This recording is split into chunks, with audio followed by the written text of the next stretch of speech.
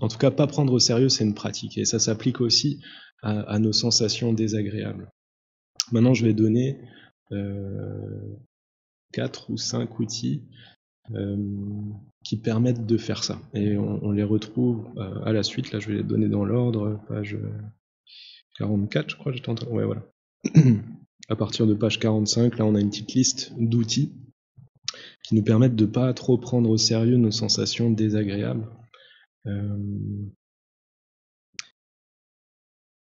Pour pas en souffrir, pour pouvoir rester heureux, voire pour les utiliser pour augmenter notre expérience de bonheur. Donc la première manière de faire, c'est en lien avec la compassion.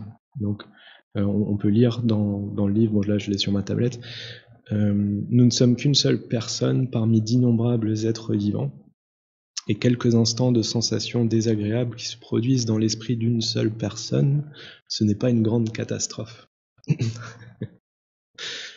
Et donc voilà, on peut se réveiller le matin avec, je sais pas, un mal de crâne, ou on a très très mal dormi cette nuit, et on sait la longue journée qu'on va avoir, et on n'est pas content. Pas content du tout, on panique, ou je sais pas. On est ronchon. Donc là, il y a une spirale à éviter, la spirale de on se sent pas bien, du coup on se recentre sur soi, et vu qu'on se recentre sur soi, on se concentre encore plus sur nos sensations désagréables, et on va encore moins bien, et du coup on se reconcentre sur soi. Et du coup il y a une spirale où on met des œillères, on voit plus ce qui existe autour de nous, et voilà, notre esprit, il s'enfonce en fait, entre l'égoïsme, les sensations désagréables, etc. Et là, c'est une spirale à éviter. On peut utiliser cet outil de penser aux autres. Ah ouais, il y a combien de personnes qui se réveillent ce matin à Paris? Il y en a quelques-unes. Est-ce que je pense que c'est moi qui ai passé la pire nuit? Oula, je suis pas sûr. À mon avis, il y a bien pire. Et juste, on élargit notre esprit. Si on met en perspective par rapport à l'expérience de toutes ces personnes, bah, c'est pas une grande catastrophe. Ok, on doit être une bonne liste de personnes. Il y a des gens qui ont dormi dans le froid. Moi, je suis dormi dans un lit. Si on met en perspective comme ça, ok, c'est différent. Je me souviens d'une enseignante là, qui était passée à Toulouse. Elle disait, mais quel merveilleux problème. J'ai mal dormi dans mon lit, bah quel merveilleux problème, j'ai eu un lit. J'ai dormi dans une... Ouais, elle disait, si vraiment on pense comme ça à d'autres personnes, je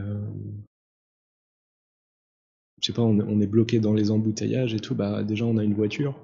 Quel merveilleux problème de pouvoir être bloqué dans des embouteillages, des personnes, je sais pas, dans des pays qui rêveraient d'avoir ce genre de soucis, de voir se coltiner les fiches d'imposition ou les trucs comme ça, merveilleux, il y a de l'argent.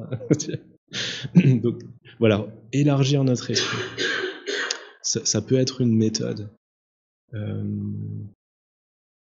Donc je donne plusieurs outils, on n'est pas obligé d'utiliser tous les outils, on est tous différents, il y a des périodes différentes. Si c'est quelque chose de fort, ça va pas être facile d'utiliser cet outil. Si c'est par exemple, je sais pas, une dépression, un burn-out, quelque chose qui court sur plusieurs mois, où on est vraiment dans la spirale intérieure, on ne va pas avoir assez de mérite, assez d'énergie positive pour sortir du truc, je pense pas. Si on est dans ce truc-là, peut-être ça va être plus important de déjà dégager de l'espace en juste faisant méditation sur la respiration pendant quelques temps, histoire de voir ce qui se passe à l'intérieur. Une fois qu'il y a plus de place, peut-être on aura l'opportunité de voir les choses différemment. Mais on peut utiliser ça dans un contexte simple quand on va bien, par exemple, d'obtenir de la familiarité avec cet outil, qu'on puisse le dégainer facilement dans n'importe quel cas. Donc peut-être celui-là, je pense, qui nécessite un peu de mérite. Penser aux autres, c'est pas si facile, surtout quand ça va mal. Mais ça peut nous transformer complètement.